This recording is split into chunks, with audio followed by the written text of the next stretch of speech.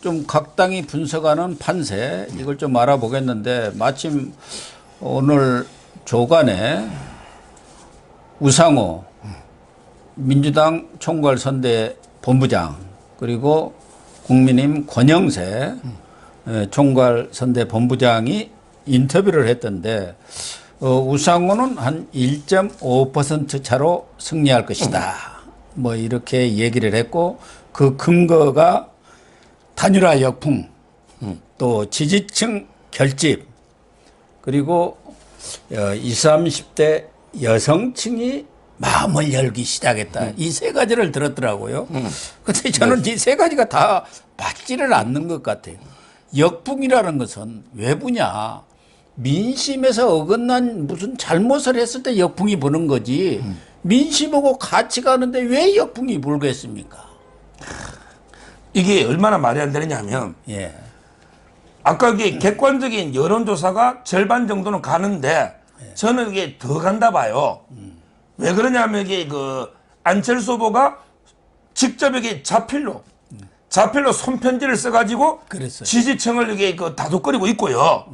그 다음에 부인 있잖아요. 부인 김미경 씨도 자기 메시지 글을 써가지고 하고 있잖아요. 이 말은 윤석열 후보가 유시하면서 이게 뭐랬냐? 요거 제 말을 윤석열 후보가 인용했더라고. 제 이름은 안 하고. 뭐냐면 이게 제가 방송에 안철수는 이번에 단일하는 거는 철수가 아니고 전진 진격이다. 예, 제가 이게 몇 번 했거든요. 예, 몇 번 이야기했잖아요. 그게 윤석열 후보가 그 말을 했는데 그게 진실입니다. 안철수 후보에게 이번에 단일한 게 철수가 아니고 전진 진격입니다. 그러면 이게 안철수의 지지자들 있잖아. 안철수의 지지자들도 진짜 안철수를 원한다면, 안철수의 미래를 본다면 단일화에 흔쾌히 동의하고 전폭적으로 밀어줘야 되는 거예요. 그래야만 이게 안철수한테 미래가 있는 거죠. 물론 이제 일부 역선택하려고 안철수 지지한 요거 빼고, 저는 이게 대다수 안철수를 진짜 지지하는 사람은 안철수의 선택을 쫓아서 따라간다. 따라서 이게 단일화 역풍은 없다고 보는 거고요. 그 다음에 두 번째, 지지층이 결집한다고요? 지지층이 어디 있어요, 지금? 지금 지지층이 있기나 있습니까? 민주당이? 지지층 자체도 이게 없고, 오히려 이게 야당, 정권 심판하자는 게 국민이 결집하고 있다는 거, 그게 두 번째고요. 그 다음에 여성층이 있죠. 왜 갑자기 문을 여는 거죠? 저는 이게 마음의 문을 열었다고 그러는데 그 이해가 저는 깜짝 놀랐어요. 제가 이게 걱정한 게 이준석이가 이게 여가부도 폐지하자. 군대 갔다 오면 이게 옛날에 가산점 받고 월급 있었잖아요. 하다게 이준석이가 페미니즘을 비판하면서 이게 20, 30대 남자들 가다 보니까 이게 20, 30대 여자들이 이게 혹시 이게 이재명 찍으면 어떡하나 걱정이 돼가지고 이게 저희 딸이 이번에 처음으로 투표권 행사하잖아. 저희 딸이 이번에 대학 1학년이거든요. 근데 딸하고 이제 친구들하고 또 이게 위에 몇 명 물어봤더니 아빠 우리 여자들에게 이재명이 얼굴 보고 안 찍어. 이러더라고. 이재명이 얼굴만 보면 이게 벌써 완전히 사기꾼 인상 아닙니까? 김부성이 버린 거 헌신작전은 이거 요구한 거 떠나서 인상이 안 좋아요. 김부성이도 눈물의 기자회견을 했지 않습니까? 장혜화 변호사하고. 그러니까 지금 이게 여자들은 정확하게 남자에게 첫인상을 보거든요. 야, 그래도 윤석열이는 좀 진실해 보인대. 덤지가 진실해 보인대. 잘생긴 얼굴은 아니래. 윤석열도. 그런데 이재명이는 완전히 거짓말쟁이 인상이 안 좋아. 사기꾼처럼. 따라서 저는 오히려 여성표 분석해 보십시오. 절대 이재명한테 많이 안 갈 겁니다. 전에 언제 언론 보도를 보니까 어디 가서 관상을 봤는데 무슨 살쾡이상이다 뭐 이렇게 얘기했다든가 뭐 그런 게 내가 언론 보도를 본 것 같아요. 그러니까.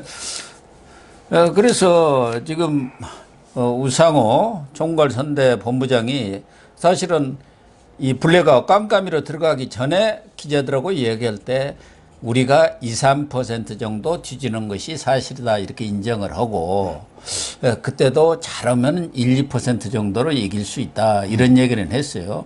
그런데 블랙아웃 깜깜이로 지금 여론조사 이렇게 공표하는 기간으로 들어갈 때 그 직전에 모든 여론조사가 다 윤석열이 앞섰지 않습니까? 많든 적든 또 하나는 윤석열이 그때 상승세를 타는 거예요. 상승세를 탔지 않습니까? 하강 때는 며칠이 남아있기 때문에 한 7, 8일이 남아있으니까 어떻게 될지 모르는데 내리가다가 단일화 깨졌다 하면서부터 상승세를 타가지고 쭉 가는 그런 상황이기 때문에 자기가 2, 3% 이렇게 얘기했는데 지금 이 권영세 총괄본부장은 좀 우세하다 이렇게 평가를 내렸어요. 아주 신중하게 한 겁니다.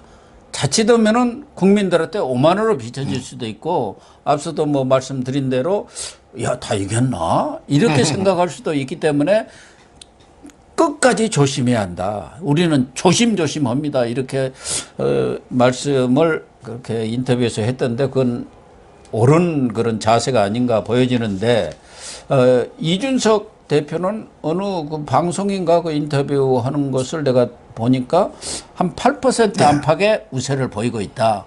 근데 이준석이 이 말은 근거가 있을 겁니다. 지금요.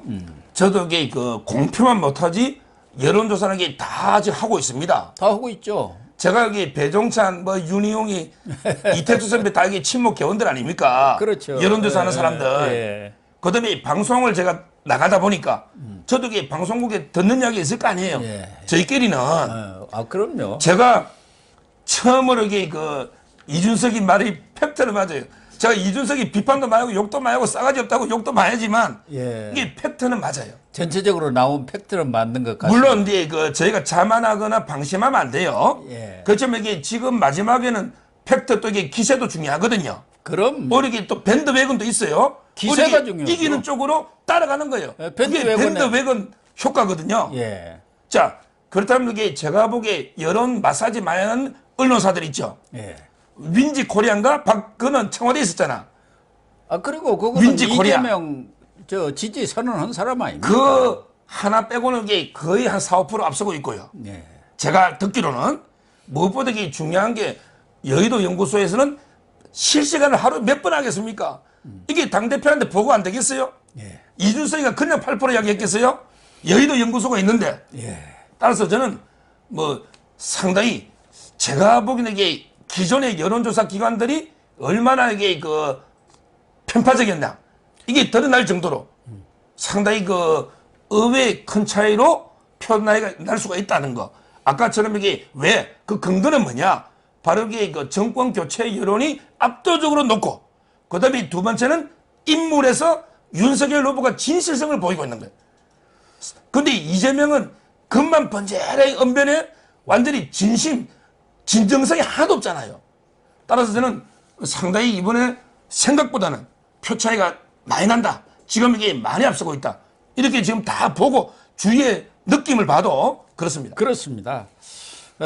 또 윤석열 후보도 지금 압도적 승리를 해야 민주당이 180석의 의석을 갖고 있어요. 무소속까지 다 합치면 민주당만은 뭐 172석입니다만은 또 우리 국민들도 대다수가 윤석열이가 압도적으로 승리를 해야만이 자기 정권에서 진짜 국정의 정상화가 이루어질 것 같다. 그렇지 않으면은 2년 내에 발목을 잡고 있을 거 아닙니까? 우리 비슷했는데 무슨 소리냐 이렇게 나올 것 같으니까 우리 국민들이 거기에 대한 인식도 아주 높아진 것 같고 이번 저는 선관위의 그런 혼란상 이것도 한 1% 정도는 윤석열 후보 쪽으로 이 국민 심판론이 더 커지지 않겠나. 그런 점들도 오히려 윤석열 후보한테는 유리한 환경을 우호적 환경을 조성한다고 역으로 그렇게 생각이 됩니다. 지금 이게 선관위 부정선거 이 논란이 있죠. 관리. 예. 이것 때문에 본선거에서 아마 훨씬 더 이게 윤석열 지지가 많이 올 겁니다. 예. 역풍이 불고 있고요. 그다음에 그 압도적인 정권 교체가 필요하고요. 이 송영길이가 이제 그 얼마 전에 야 윤석열 대발적에 의석수가 100석밖에 안 되는데 식물 대통령 아니야? 지금 그걸 이런 게 말도 안 되는 이야기 했잖아요. 협박을 하고 있잖아요. 그래서 제가 여기 그 TV조선에 이것이 정치다가 있거든요. 예. 이것이 정치다. 거기에 나가서 강력하게 비판한 게 야 이재명이 한 말도 있잖아. 정치는 정치인이 하는 게 아니고 국민이 하는 거라고. 예. 근데 국민이 압도적으로 정권 교체를 시켜주는데 이 국회의원 민주당이 뭐 180석 국회의원 나부랭이 이재명 표현에 하면 정치인들이 하는 게 아니잖아. 예. 이 의석만 믿고 이게 윤석열을 식물 대통령 만들어? 그럼 이게 국민들이 그걸 용납하겠냐 말이야. 국민들이 압도적으로 대통령을 뽑아주는데 국회의원들에게 사사건건에게 발목 잡아만 되겠습니까? 그러면 이게 바로 3개월 뒤에 지방선거 가면 더 참패하고 민주당은. 그 다음에 1년 지나면 또 총선하잖아요. 예. 그러면 그때 민주당이 전멸하는 거예요. 따라서 저는 국민이 뽑아주는데 뭐 이게 의석이 많다 해서 식물 대통령? 이거는 말이 안 되는 소리고요. 제가 이번에 그 선거하면서 요거요. 지금 이게 본투표 중요하잖아요. 꼭 한마디 방송 보시는 분들께 이제 호소하고 싶은 게 있어요. 지금 이게 이재명이가 가는 데마다 눈물을 흘리고 질질 짜고 있어요. 이재명의 눈물은 천백의 그 악의 눈물이거든요. 예. 제가 드리고 싶은 말씀은 이재명의 눈물을 기억하지 말고 이재명 때문에 피해자의 눈물, 예. 이재명 때문에 피해자들이 흘린 눈물을 기억하고 투표하자. 그럼 이게 누구냐? 바로 이게 이재명 때문에 피눈물 흘린 이재명의 형수와 조카. 그 다음에 이재명이가 헌시자처럼 총각 사칭해가 근데 무상연애하고 저버린 예. 헌정 정신병자 물은 김부선의 눈물을 기억하자 말이에요. 또 이게 대장동의 김문기, 유한기 이 가족들 이게 10박 11일 여행 가고 되겠나 그 사람 몰라. 이게 말이 됩니까? 이런 이게 눈물.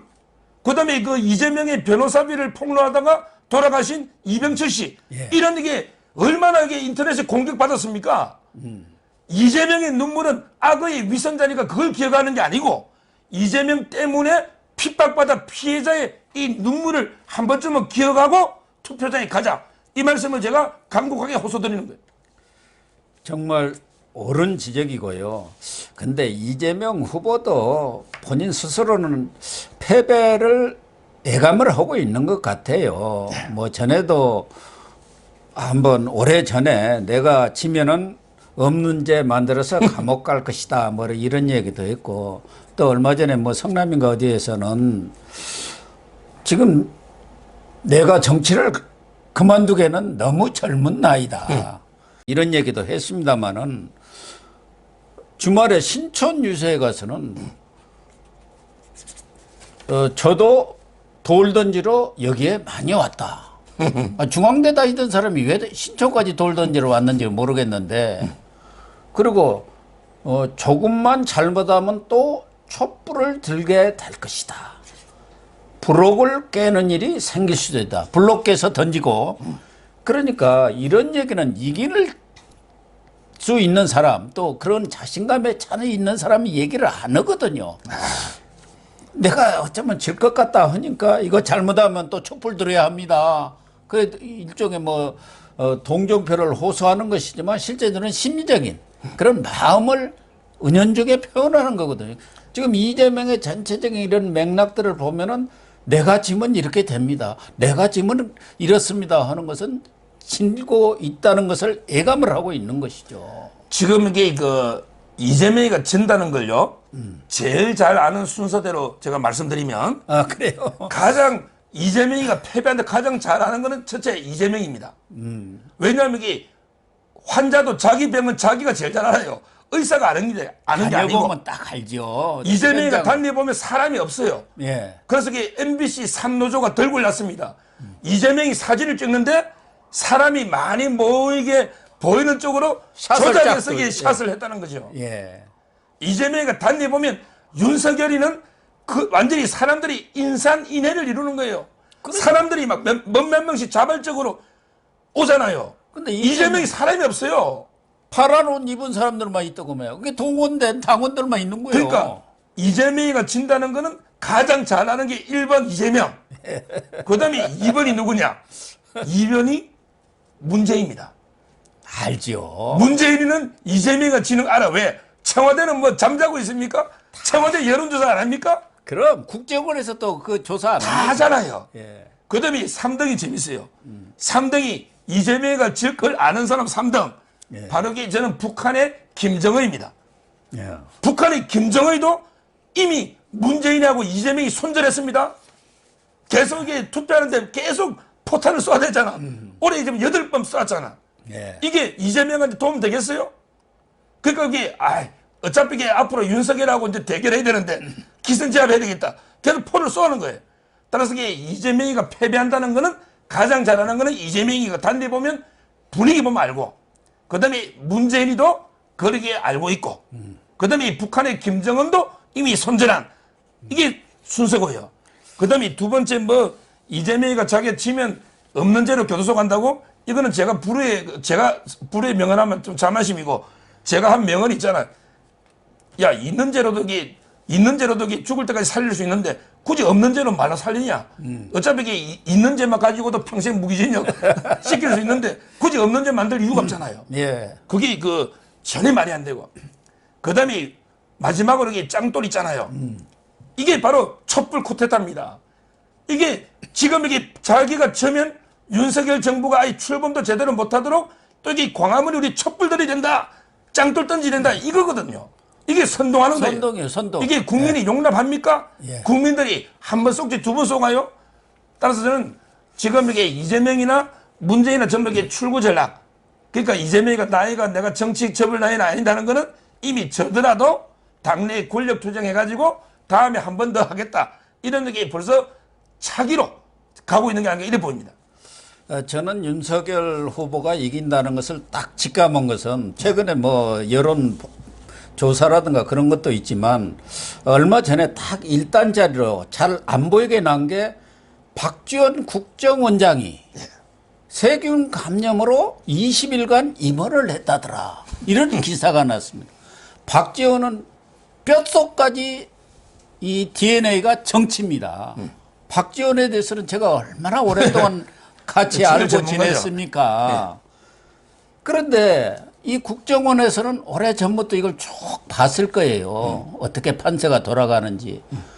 그런데 이렇게 이재명이가 지게 생겼다고 하면 국정원에 그 자리에 멀쩡하니 앉아 있으면은 당신들 뭐 하고 있느냐, 압력이 여기서 엄청나게 들어올 텐데, 그때 제일 좋은 게 옛날 왕이 어쩔 때도 칭벽이라는 게 있지 않습니까? 아파서 가서 틀어 눕는 거예요. 그렇지. 그러니까 박지원으로서는 이런 때는 가서 칭병하고 눕는 게 제일이다. 그리고 나면은 대선 끝나고 나서도 우리는 전혀 선거에 개입하지 않았습니다. 자기는 일단 뭐 그 나이에 더 영화를 볼 것도 없고 선거 끝나고 깜빡할 일은 없지 않습니까? 이거 보고 이 꾀돌이 박지원이가 진짜 칭병계를 냈구나, 나는 딱 그 생각이 들더라고요. 뭐 그거는 이게 거의 확실한 건데 보니까 확실한 거고요. 그래서 저는 이제 어제 그저께도 사람을 엄청나게 많이 만났습니다. 아, 그래요? 제가 술자리 어제도 왜 여러 사람 만나야 되니까 방송도 많이 하고요. 그래서 저는 이번 선거는 제가 만나는 분마다 그래요. 이번 선거의 시대 정신이 뭐냐? 우리가 철학자 독일의 해겔이 말한 시대 정신이라는 거는 지금 이게 우리 당면 현 시점에 우리 대한민국의 가장 절실한 과제, 이게 시대 정신이 뭐냐? 저는 한마디로 이게 김재명 좌파 정권을 심판하는 거예요. 김재명, 바로 김정은, 그다음에 문재인, 그리고 이게 이재명 합치면 김재명이잖아. 이 좌파 정권을 심판해가지고 우리가 무너진 자유민주주의, 그다음에 시장경제 있잖아요. 자본주의, 자유시장경제, 이걸 회복시키는 거예요. 이게 첫째 시대 정신이다. 지금 이게 김재명 좌파 정권에서 무너진 자유민주화 시장경제를 회복한다. 그 다음에 하나 더 한다면 윤석열 후보가 강조하는 바로 이게 법치, 정의, 상식, 공정, 이걸 회복하는, 이게 바로 시대 정신이다. 이걸 감안해서 투표해라. 저는 계속 설득하고 전화도 돌리고 한 사람이 한 명만 더 본선에 본투표에 끌어오도록 최선을 다해야 된다. 이런 봅니다. 그렇습니다.